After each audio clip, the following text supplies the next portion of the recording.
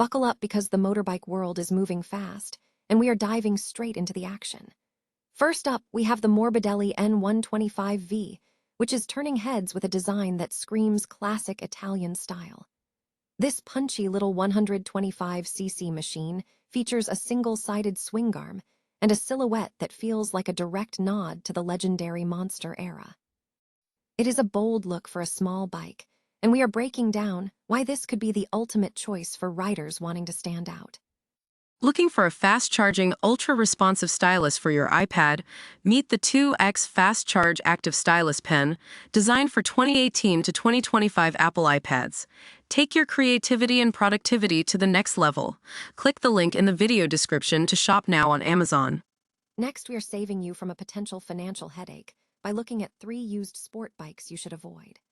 We have combed through owner reports on the Ducati 1299 Panigale, the Yamaha R3, and the infamous Suzuki TL1000S to see why these machines carry major red flags. From electrical gremlins to notorious mechanical recalls, find out why these specific models might be more trouble than they are worth for your next purchase. The heat is turning up in the 2026 MotoGP season, and the pressure is officially on for Ducati. Sylvain Guintoli is warning that a win for Aprilia at the Spanish Grand Prix in Jerez would be a devastating blow to the Ducati championship campaign. With Jorge Martin and Marco Bezzecchi dominating the start of the year, we analyze whether Marc Marquez and Francesco Bagnaia can finally find their pace and reclaim their territory before the title slips away. Finally, we are celebrating a century of innovation as Ducati unveils the stunning Superleggera V4 Centenario Tricolore.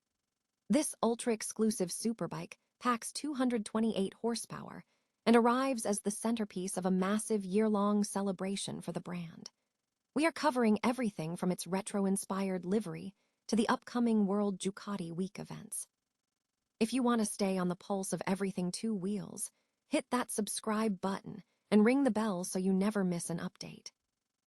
Ever look at a bike and feel like you've seen it somewhere before, but the badge on the tank is telling you a completely different story?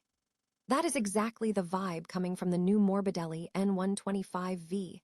It is a machine that looks like it just rolled off an Italian assembly line, yet it is packing a 125cc punch that feels like a love letter to the iconic Ducati monster of yesteryear.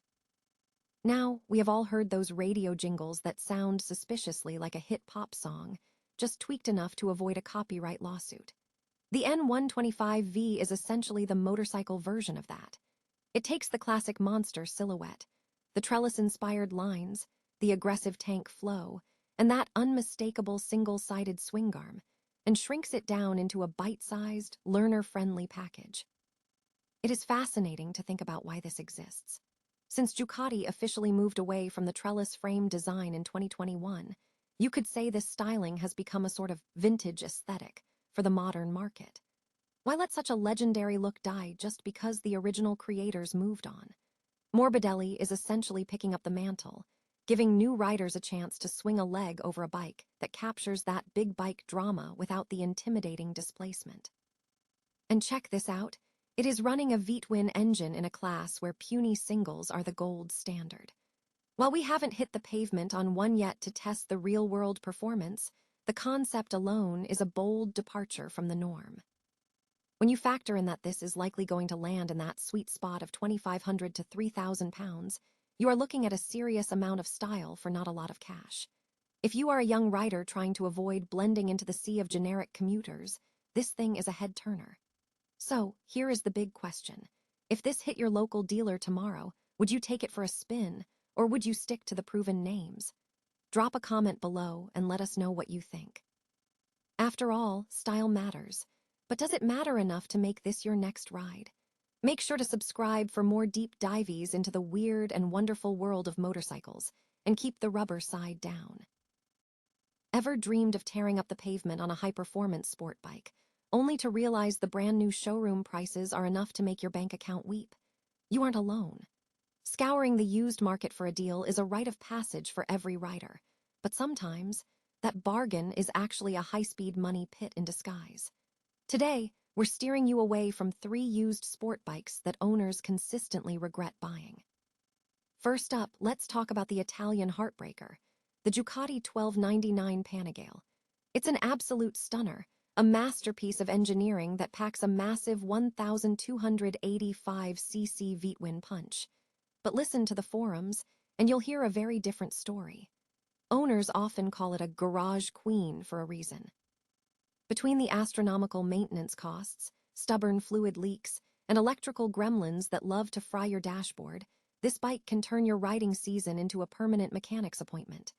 If you don't have a spare grand just sitting around for a head gasket replacement, keep walking. Next, we hit the entry-level trap, the Yamaha R3. It looks the part, handles like a dream for beginners, and is incredibly approachable. However, the used market for the 2015 to 2019 models is a minefield. This bike holds the dubious honor of being one of the most recalled motorcycles in Yamaha's lineup. We're talking potential brake hose failures, cooling system leaks, and ignition switch issues that could leave you stranded. A learner bike should build your confidence, not your anxiety about whether it's going to start or stop. Finally, we have to address the legendary Widowmaker. The Suzuki TL1000S launched in the late 90s as a Ducati killer. This bike is raw, aggressive, and frankly, a bit unhinged. It earned its nickname for a reason. Thanks to a disastrously designed rotary rear damper, this thing was prone to violent tank slappers at high speeds.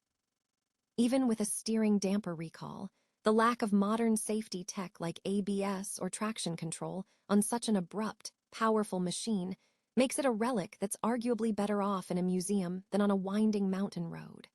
Look, there's no substitute for doing your homework before you hand over your hard-earned cash. Don't get blinded by the styling or the price tag. If you've had experience with any of these bikes, or if you think there's another model that should be on this list, drop a comment below and let us know your horror stories. And if you found this guide helpful in keeping your ride safe and your wallet intact, hit that subscribe button for more motorcycle insights. Remember, the best bike isn't the fastest one, it's the one that actually makes it home. Is the throne actually crumbling beneath the Ducati juggernaut? We are only 3 rounds into the 2026 MotoGP season, yet the narrative has completely flipped. While Ducati secured the constructors' title last year, they look like a shadow of their former selves right now, and all eyes are turning to Jerez, a track that has been Ducati's absolute fortress for half a decade. But this time, it feels different. Sylvain Gintali recently dropped a truth bomb on the Gas It Out podcast, warning that if Aprilia walks away with a win at the Spanish Grand Prix, it might be the point of no return for Ducati's championship hopes. Think about it. Aprilia hasn't just been competitive, they have been surgical. With multiple 1-2 finishes already under their belt, they've left giants like Marc Marquez and Francesco Bagnaia scrambling for answers. We kept telling ourselves, oh, it's just the tire compounds, or it's just track-specific grip. But then they went to Austin on standard rubber and absolutely obliterated the field. The excuses are officially gone. Now we arrive at Jerez. This is Ducati's home turf, their back garden, and the pressure is at a breaking point. To make things even more intense, this is the race where Marc Marquez is finally expected to be at 100% fitness after struggling with that nagging shoulder injury. If he can't bridge the gap to Jorge Martin and Marco Bezzecchi here, the mountain they have to climb for the rest of the year is going to get significantly steeper. Ducati needs a statement performance, not just for the points, but to stop the bleeding of their own morale. Are we witnessing the start of a genuine Aprilia dynasty, or is Ducati about to remind us all why they've been the class of the field? Smash that subscribe button and let me know in the comments. Do you think Ducati can reclaim their dominance at Jerez, or has the momentum shifted permanently? After all, in racing, history doesn't win races, speed does. Imagine a machine so precise, so aggressive, and so exclusive that it doesn't just ride, it makes history. Ducati has just dropped the hammer on their centenary celebrations, and they are doing it with the Superleggera V4 Centenario Tricolore. This isn't just a bike, it's a statement. Limited to a tiny run of just 100 units, this masterpiece is a love letter to a century of Borgo Panigale excellence. Underneath that stunning livery, which draws heavy inspiration from the iconic 750 F1 racers of the mid-80s, You are looking at 228 horsepower of pure, unadulterated Italian fury. They have kept the legendary carbon fiber chassis, but here is the real kicker. They have fitted it with a carbon ceramic braking system, a first for a road-legal Ducati, and suspension tech ripped straight from their MotoGP program. It is essentially a track weapon that just happens to be street legal. It is a bold reminder that Ducati doesn't just build motorcycles, they build rolling engineering benchmarks. But this bike is just the tip of the spear. Ducati is using this launch to kick off a massive centenary plan for 2026, which includes their brand new Manuel del Made in Italy manifesto. They are essentially codifying the DNA of what makes an Italian bike the gold standard in design and production.